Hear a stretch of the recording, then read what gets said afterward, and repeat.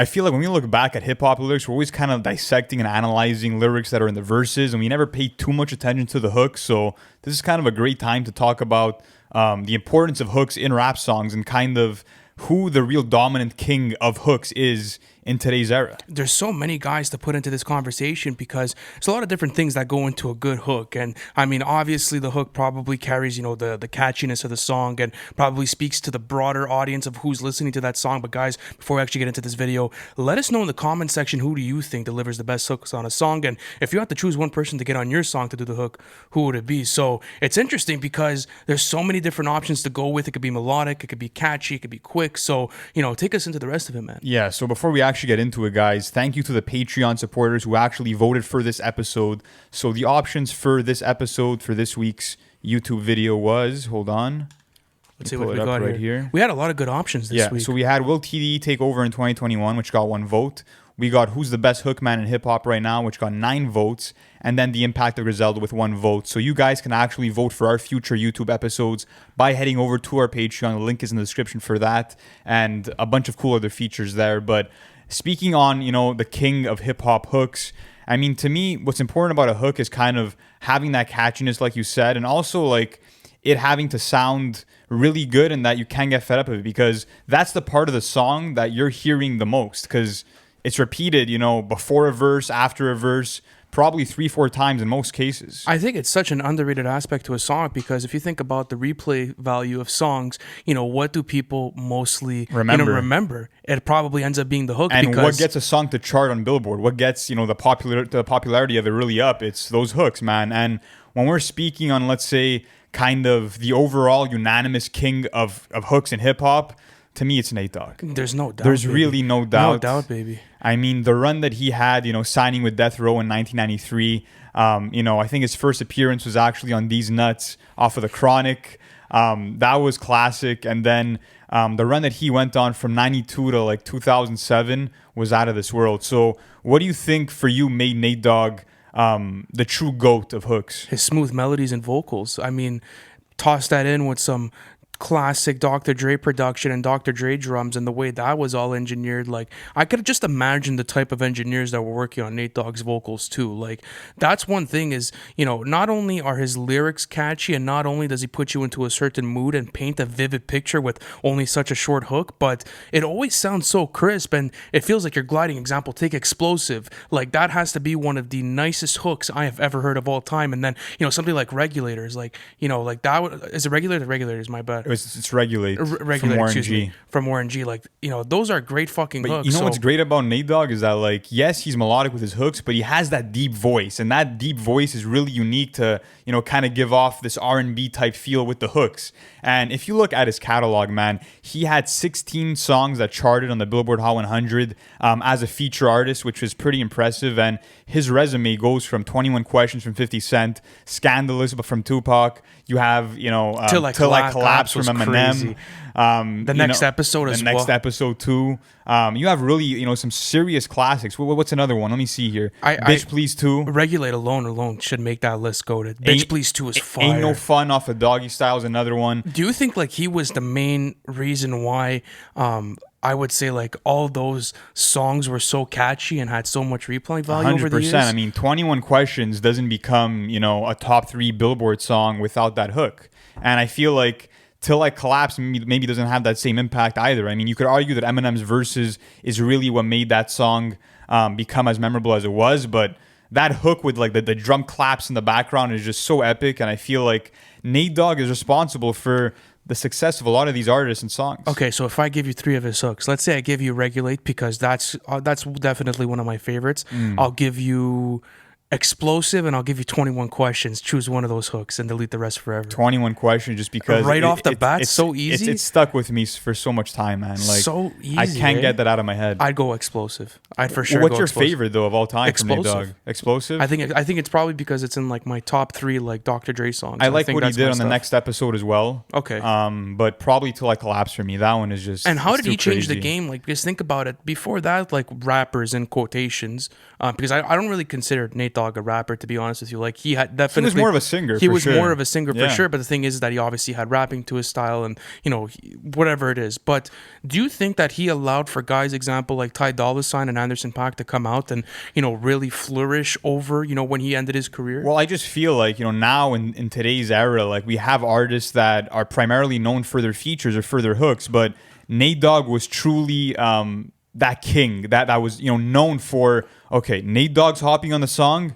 shit's changing. Like shit is going to elevate now. You know what I mean? Like he had that reputation to pretty much, you know, take any song and put it on a different scale because he was kind of the perfect guest star, man. You That know is what I true. mean? That There's is no true. one that really brought the same excitement to me during that, you know, that era as Nate Dogg, and his hooks will live on forever. And think about how much flavor and passion he brought onto a song and how smooth it made it. Like, you know, you get something like, well, I'll go back to 21 Questions. Like 50 Cent has a bit more of a rougher delivery and has more of a rougher demeanor. But for a song like 21 Questions, that hook does so much because it brings in a lighter, smoother room to it and makes it feel almost a bit more romantic. So, you know, facts. you have that duality going with different artists. But anyways, listen, Nate Dogg is Yeah. a fucking goat. I want to ask you this now. legend. With a lot of hooks, what we get is kind of repetition. So do you feel like that's a good thing or a bad thing? Because it's good to make it stick in your head and for people to kind of memorize it. But I mean, there's certain hooks, for example, let's say like Gucci Gang or like Straightening by the Migos, where it's literally the same two fucking words repeated for 30 seconds straight that make up your hook. So It works how do you in feel about certain the instances. repetition? It works in certain instances. But the thing is, though, is like it gets way too repetitive. Like, you know, Oftentimes, yeah. think about how many times that hook is placed within the song. Like, if you have it 2 to 3 times within that song, then a fairly good portion of that song is going to be the repetition. And when you're listening to a track, that hook is so important because it gives that refreshing, you know, breath of fresh air between each verse. So when you have a hook that doesn't bring that flavor, that doesn't bring that energy, that doesn't necessarily add any more excitement to the track, then that's when I feel as if it gets stagnant. So, you know, what would you say is like your recipe for a perfect hook? A perfect hook. I mean, the melody has to be on point, and I feel like it has to have, let's say, the same rhythmic energy as the rest of the song. Like you have to kind of has to fit into the tone of it and maybe lighten up the mood a bit more and kind of something that people can dance to. You know what so I mean? how do you feel about when artists completely change the tempo of a song, or let's say change the style of a song sonically with their hooks? Like, does it throw it off for you, or maybe does it add it? Like, where It has in that to be instance? executed. It has to be, you know, really well executed. So it would depend from song to song. Yeah. I would Okay. say. So wait, I have to think about a song where that happens, because this is the thing is like I feel as if when you have a song where the hook also, you know, sort of slows down the tempo of a song after a crazy fire verse, or maybe adds that little bit of a melody within it and adds more of an R&B side to a certain It's more track. refreshing, you're saying, to I the like overall that a song? lot Yeah. because, you know, obviously the hook has to be coherent with the verses, and, you know, it obviously has to make sense and has to sound like one big coherent track. But I like it when shit slows down. I love those tempo changes. I like the time changes. So that's something else that I look for, is like the originality within the hooks as well. Because example, like Call Me If You Get Lost. Think about how original all those hooks were. Like, they almost didn't feel as if they were hooks. It felt as if it was almost straight songs, but there were perfect little placements within it. Even something like, you know, The Off Season had the Moray feature. You know, think about how much that Moray feature and that hook did to the overall song. So do you feel as if more and more, you know, as we go through the year, you know, hooks get more stale, or are you impressed this year with what we've got? So far, it's been pretty good. I mean, nothing too crazy, but we'll get into later kind of our favorite actual hooks of the year. But I want to talk about kind of who's dominating right now, because Let's do it's it. a big open field. To start off quickly with some runners up, Kid Cudi has to be in that list just because of, you know, what he did in the early 2010s.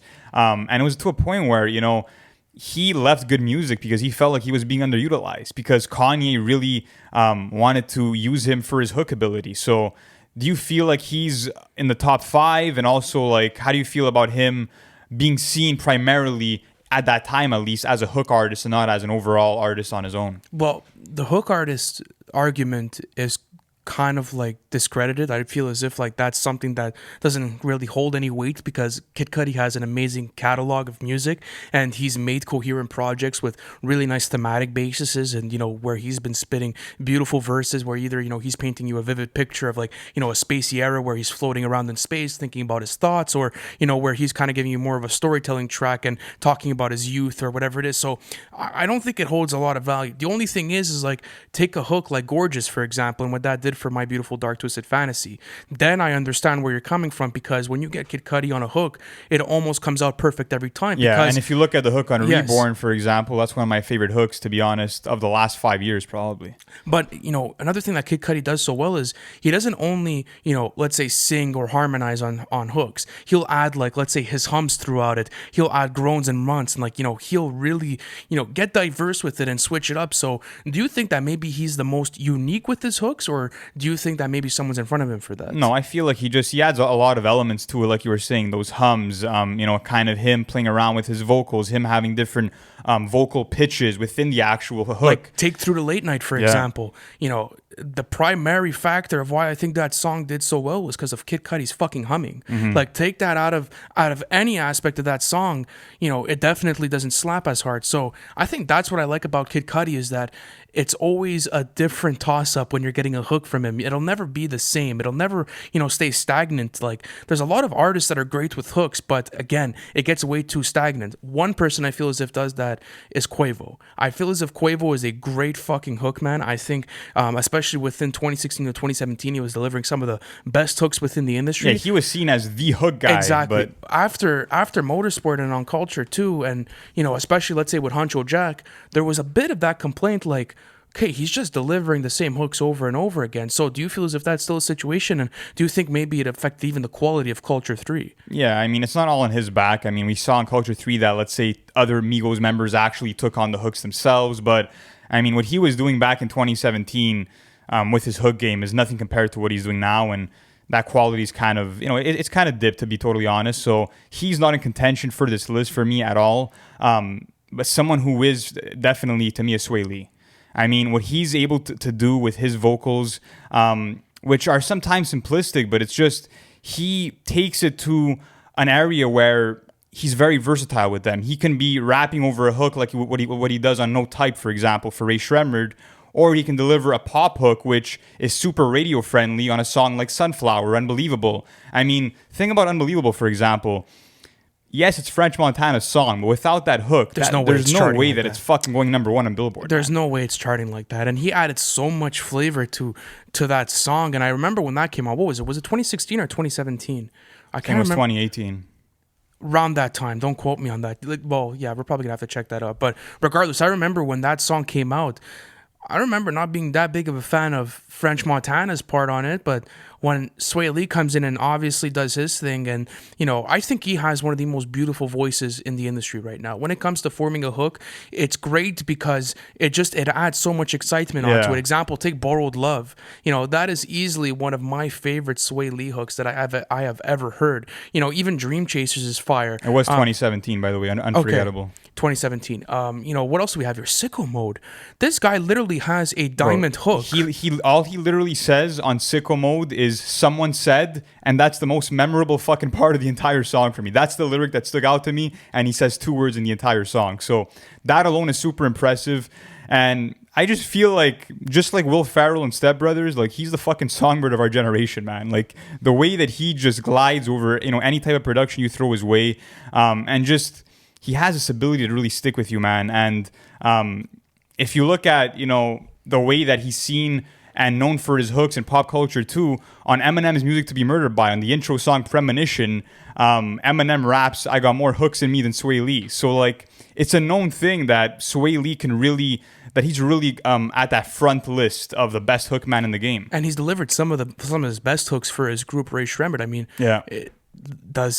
Does Ray Shremmerd really do the numbers they do without those Swae Lee hooks? No, but I think they have a good duality between him and Slim Jimmy. You know what I mean? But I get you. I'm talking like the music itself is still there. I'm talking about the commercial. No, definitely. The commercial appeal it's of it. Nowhere without. So Swae Lee. I like what you wrote down here. Look at these 4 tracks alone have all been massive commercial hits because of their hooks. No Type, Black Beatles, Guatemala, and Power Glide. Like, think about how hard those singles hit for that group just because of Swae Lee's hooks and what he was able to do with them. And it's not a thing of like, okay, each and every one of those hooks sound the same. All of them are different, and they all add a different flavor to it. Another thing that Swae Lee's good with is also understanding the tempo and the vibe of his song. Like something like Borrowed Love, he'll deliver that hook differently than something, let's say, like, I would say Black Beatles, because it's two completely different aesthetics and sounds. But I feel like he's good at that. When he's on like his pop kind of high pitched sound, that's the best that you'll get out of him. I mean, so what's your favorite version of that of him? I don't know, man. But on Sunflower, like that song was a huge hit, and I totally forgot Post Malone was on it. That's how much, that Swae Lee part sticks with you, is that you feel like he dominates the song and just steals it from anybody else that he's on with it. You know what I mean? Like his part always ends up being the most memorable. Okay, I gotta agree with you. And by the way, before we go on, how do you want to do this? Do you want to take all these artists and rank them at the end of the day, or do you want to like have like that one? Let's probably rank them after. I think there's about 5 in contention. Okay, all right. Let's probably rank them at the end. So let's move on now to Ty Dolla Sign. Man. Oh baby, this is a big, massive fucking pick, because if you know, Ty Dolla Sign is literally known as the Hook Man. He's so wavy, man. I don't think there's anyone that has the title of the Hook Man like Ty Dolla Sign. He had an album that was called Featuring Ty Dolla Sign, for fuck's sakes. Like he's very self-aware that, I mean, his strong suit is being a hook man, and there's no shame in that at all, because to be totally honest with you, he's put out, solo projects and they've been all right, but I feel like as far as his legacy goes, it'll be for his hooks. I mean, think about how much he's given to someone like Kanye West, man. Everything. Like, you can't necessarily have a new Kanye project anymore without one Ty Dolla Sign feature. That's how crazy it's gotten. Like, Kanye knows how valuable that feature will be to the overall vibe of the track list. And this is the thing, though, is that in contrary to other rappers that may be on this list, I feel as if Ty Dolla Sign has like a signature hook sound to him. Like, it never really goes too far away from like his sort of voice. But the thing is that I feel as if his sound is the most, I would say, distinct out of anyone else's. Like that's maybe what I would put it as. Like, I know what Ty Dolla Sign. That's true, because if you look at let's say a song like "What's Your Name" off of "Call Me If You Get Lost," as soon as you hear him harmonizing before that, behind the Tyler's vocals, you immediately know it's Ty Dolla Sign. So definitely someone that has a voice that always brings in a new light and kind of a waviness, I would say, to each track. Very peaceful too. Not only that, but he could also go on different tempos. Like take "It's a Vibe" and "Cinderella" by Mac Miller. Two completely different tracks with two completely different tempos, but his hooks do so much for those songs and they carry so much weight. So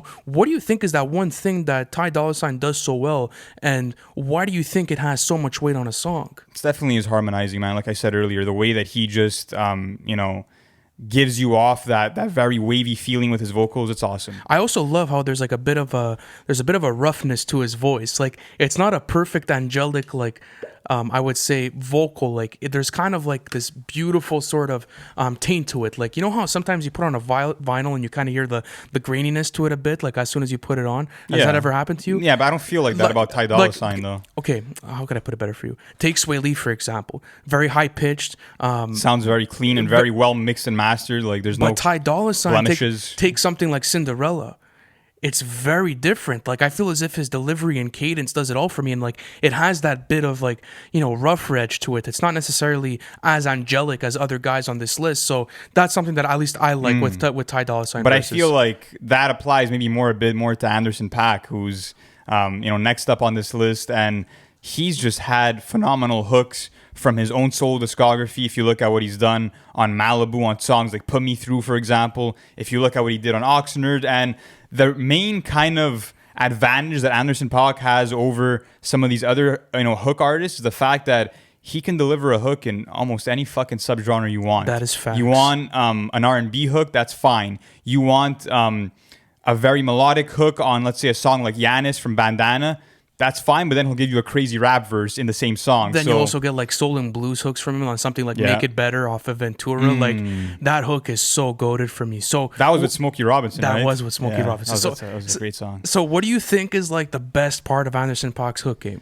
Like if I had to give you like one criteria that really matches it for you, what do you think separates him from everyone else on this list? That's a good question. I would say just the flair that he has, like the extra. I wouldn't say ad libs, but kind of. the extra sauce he adds at the end of his delivery, I would say. That's like number one? Yeah, for his vocal complexions. I mean, he's great, and I just feel like I said earlier, he can deliver that hook in any subgenre that he wants to, and he's been really in demand. Like, people don't think about it, but like legends like Eminem, for example, got him on Music to Be Murdered By for the song Lock It Up. The hooks he did on Compton as well were fantastic. On King's Disease from Nas, I mean, he's getting recognized by everybody, and it's to a point where Bruno Mars wants to make a fucking collab album. That's with what him. I was going to bring up to you. Do you think the reason why Bruno Mars wanted him on this album was for those soft and melodic hooks, or what do you think is going to go on with it? I don't know, it's tough because they're both two guys that, are phenomenal on hooks, so I feel like it'll be a 50-50 split between the two of them. Who do you prefer as a hook man between both of them? I don't know, man. Because Bruno Mars is like the king of pop hooks. Like when it comes to being smooth on a hook, there's very few people that do it like Bruno Mars. And listen, Bruno Mars is one of the only pop artists that I actually enjoy. I really give a lot of recognition to, because he has a beautiful sound to him and he crafts great projects. So do you think that maybe Anderson .Paak's hooks and the way that he's able to form his music is what got him that collaboration and what's really pushing him maybe to the mainstream? Probably, man, because like I said, I mean, he's been working with everybody from the entire hip-hop scene and even beyond that. But I mean, when you're working with Eminem, with fucking Nas, with Big Sean, with countless artists who are at the top of their game, there's a reason for it. It's because of that extra flavor he adds. Yep, Kendrick too. West Side Gun or WrestleMania 20 off of Supreme Blientele. That was a great one too. He's just been on a serious run, and like I said, unlike some of these other artists on the list, he does it on his own projects too. So it's just he has that kind of double success as a featured artist and for his own shit. So definitely merits a spot here. Definitely. But let's get on to our last option. This is a big, heavy one because, I mean, listen, if you haven't gotten it by this point, it's Drake. And, obviously Drake is going to be on this list because... How can he not be? How can you not put Drake on a hook list? Like, this guy has delivered some of the most memorable hooks from the year 2010, maybe even 2009, all the way to 2021. So... why do you think it's probably the reason why he's probably the most commercially appealing artist, rapper out of anyone else? It's one of the main reasons, and the fact is that it's like we're 10 years in, and I still feel like I haven't heard the same Drake hook twice. Yeah, you feel I still feel like he's able to be super creative with the types of hooks that he gives, and again, that just speaks to his ability to be a chameleon and for him to give R&B hooks, hip hop hooks, a variety of different sounds. And I mean, even as a featured artist, his hooks have been amazing. I mean, look at what he did on She Will, or something that's kind of more hyped up on Look Alive. He knows how to make that fucking hit, man. He knows how to do it. Let's talk about the motto. Let's talk about headlines. Let's talk about, started from the bottom. Like there's just too many of them to be able to even name. And, No Telling for me is crazy. Know Yourself is fantastic. There's just way too many hooks that hit home. What's that one Drake hook that convinced you? What was the one Drake hook that really got you caught into his music? Probably Headlines. When I first heard that, I was sold. That's facts. Headlines came out and it was crazy because it completely shifted the industry. Like, I remember everyone was bumping it, and it's probably still one of his most replayable songs to this date, and it's probably due to how catchy that hook is. Like, think about how many times you've been to a club and Headlines has played, and you're absolutely going crazy at the club listening to that hook over and over again. I mean, look, it's all very well strategized. I mean, there's a difference between the way that, Drake actually makes a hook versus the way that, other artists in this newer generation are making the hooks. And I was actually, looking at some videos and stuff, and apparently Lil Baby's formula for doing his hooks is that, obviously he was kind of brought up into the genre from Lil Baby, and Lil Baby was brought up by Young Thug and by working with Amigos in the studio, and he noticed that, like, these guys are in the studio for hours on end and are never writing anything fucking down. They're freestyling all of their music. So Lil Baby kind of learned from that, and that's what he started doing. He would freestyle all of his songs, and he would record only verses. He wouldn't record hooks, and then he would play over the verses and find the one part, the couple of bars that are the catchiest. So let's say the one line that's the catchiest on the verse that he spat, and make that the hook and kind of loop it for the entire song. So it's kind of more of a natural element of doing it, but the way that Drake actually formulates his hook, and he was talking about this, I think in 2010 or 2011, is that he'll actually take his time to sit down with a beat and strategize and put pen to paper on how he can make something that's truly catchy and that will stick with people. So do you feel like kind of looping your hook based on when you spat in a verse is a lazy way of doing it? Do you think that it's a good strategy for new artists to kind of pick up on? I don't know. What's your take on it? Well, I like it. I think it's definitely a smart way to create your product. I mean, especially if let's say you're not that great with hooks, like, and you're such a great, freestyler, and you could go into those verses and deliver, crazy punchlines and bars. It is a smart way to do it. And honestly, like, it's not for me to, let's say, to judge, the way people do their creative processes, because, Lil Baby's making millions of dollars over those hooks. So salute to him, and he's making that production. I don't think he's one of the best hookmen around. No, definitely not. It's definitely meant for his verses and the way he starts off his verses, and like, those punchlines that get you started into the song. But too, for something sure. like Drake, like, I could understand it, because this guy is literally one of the most commercially successful artists of all time. So, when you look at Drake, those hooks carry so much weight, and the way he probably has to do it is like, yo, if I don't deliver a good hook on here, people are probably going to get disappointed. Like, that's what I feel as if is probably like the burden, of being fucking Drake, is like, you have to deliver on every single aspect of the song, no matter what it is. And that's something that I hear within the music is like, okay, you could maybe, make the argument that some Drake songs are better than others, and you may not be a fan of this or that, but a Drake song always sounds complete and so well calculated, from the hook to the verses to the production to the bridges, the time changes, everything. So do you think that Drake is, arguably probably, the best hook man? Like, let's have that conversation. Well, do you think he's the best? He's the biggest hit maker of the generation, and that wouldn't have been the case if it wasn't for those hooks. And I just feel like if I'm a DJ at any party, give me a random setting in a random country or city, my safest bet is to play Drake. And that's because of how recognizable his hooks are. And I don't care who you are, what your music interests are, and who you're into. If you're a random person that I don't know in today's day and age, if there's someone that I want to play and that I want you to recognize, that I want a crowd to recognize, it's going to be Drake. And you don't even have to fucking like him, because he's just heard everywhere, man. There's a reason why he's at the position that he's at, and it's his ability to just create some of the catchiest music of our time. And he doesn't need feature artists. That's another great part about Drake's music, is like, he'll never really like take an artist and like he'll carry the song. Example, like, what can I talk about? Take like One Dance, for example. Like, there was the WizKid feature, and who else was the other one? Who else was featured on that, if I'm not mistaken? Not sure. I can't remember off the top of my head, but you have three different artists on sort of more of a dancehall sort of vibe, and he didn't do the hook on that. But even when he's doing his verses, he never really gets overshadowed in the shit. Hook on that. Are you sure? I'm pretty sure he does the hook on that. I don't think he does the hook on One Dance. Hold on, but regardless, like, what I'm saying about his hooks though is like, he's able to be so versatile with the way he does his shit. Like, he's able to deliver a good hook in dancehall. He's able to, get on his, let's say, classic Drizzy vibes. And when he's doing something more beautiful, like, let's say, yeah, it's definitely Drake on the hook. I looked it up to be sure. Is it yeah. on Genius? Yeah, on Genius. I feel as if it was. Who else is the girl? Who's the other girl on that? We have Kyla. I always thought it was Kyla that did the hook on that. No, okay, she started off the song, if I'm mistaken. She's the one that says, "Baby, I like your style." Yeah. Okay, my bad. I had a brain fart there. Actually, that's a sample. I was pretty sure it was a sample. Yeah, so it's only WizKid and Drake, and then she sampled on it. But yeah, how did you forget that was Drake on the hook, man? No, because I was thinking about it, and I always like, that's the most memorable part. The sample stayed with you more. The sample stayed with me more for like that sort of vibe. Okay, but anyways, regardless. So proving my point further, okay. Do you think that his ability to make hooks in different genres also puts him on that pedestal? 100%. I mean, it's the same kind of thing that Anderson .Paak is able to do. So, ranking, I want to rank these hookmen. So, who's the king of hip? Excuse me. Who's the king of hip hop hooks for you? And Drake. Give me your ranking. I'm going. Okay, first one I'm going is Drake. Second I'm going is Ty Dolla Sign. Really? Third I'm going Anderson .Paak. Number 4, sorry, I'm going Swae Lee. Swae Lee at the bottom now. Swae Lee at the bottom. That's a very disrespectful list right there. Yeah, you okay. I'm gonna put obviously Drake's number 1 just because the hits don't fucking lie, the numbers don't lie. So I'll put him to the side and make it a top 3 between the rest. Probably Swae Lee at number 1.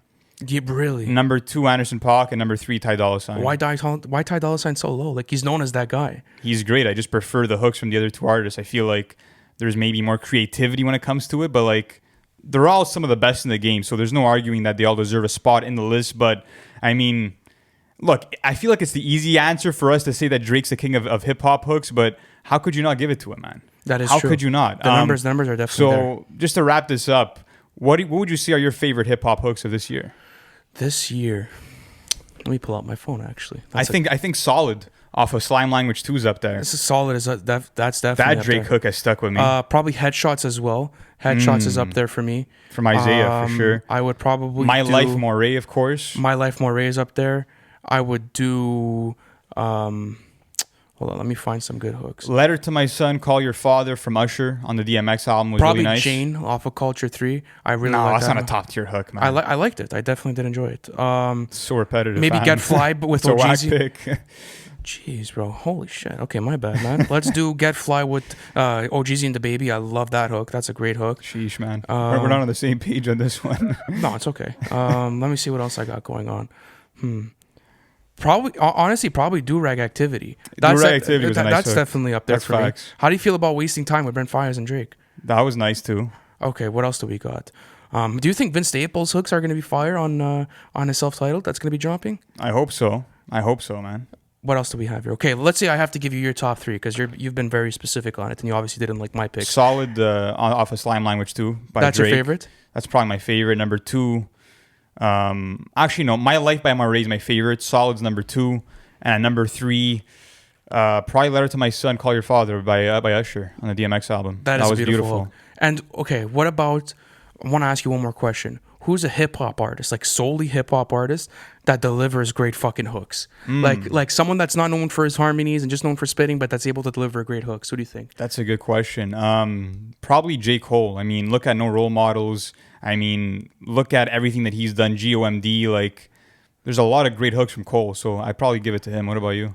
Joey Badass. I would say Joey Badass, like on a song like, let's say like Hazy, Temptations, Devastated, like even like Me, or let's say Christ Conscious. Like there's that's like, a good pick. There's a lot of great hooks from him. So do you think that the hook is the most important part of a song? Let me ask you that before. Not in hip hop. One last one. Look, in terms of having that music live on for people and to have it be memorable for years on end, yes, and of course for the commercial success of it. But to me, as a hip hop fan, it's not the most important at all. No, it's not either. There's so many songs where there's no fucking hook at all, and I'm perfectly fine with that. So okay, I'll probably give it to that as well. But listen, where do you like? How do you like your hooks? Like, what's like the perfect hook for you? Like, what's like that implement, like that formula that sort of gives it to you? I don't know, man. Just something that I said is kind of in line rhythmically with the rest of the song. Something that kind of is repetitive, but not too repetitive, and also just a nice melody for me to kind of live on with. So the production is very important too. I would probably have to agree with you on a lot of those things. And one thing for me is like, making the track memorable, because often like, there's a lot of stuff that goes into verses and you can't catch onto things like, right away, but you'll know a good hook off that first listen. Like that hook is going to kind of, carry the cadence for the rest of me and like kind of like clip on to me like, okay, I got to go back to this because it was super catchy. But listen, this was a super fun episode to do. I always love talking about subgenres and talking about different elements within the music and who's dominant in there. My bad guys for the one dance fuck up like that. I really don't know how I fucked that up, but regardless, it's always a pleasure doing these. And guys, you could also subscribe to us because we're going to be reviewing a bunch of albums this year. The industry's been heating up and we've obviously been putting out a great amount of videos. Also, if you are if you do like exclusive content, you guys could head to the link in the description. The Patreon's live there, and we'll catch you guys on the next one.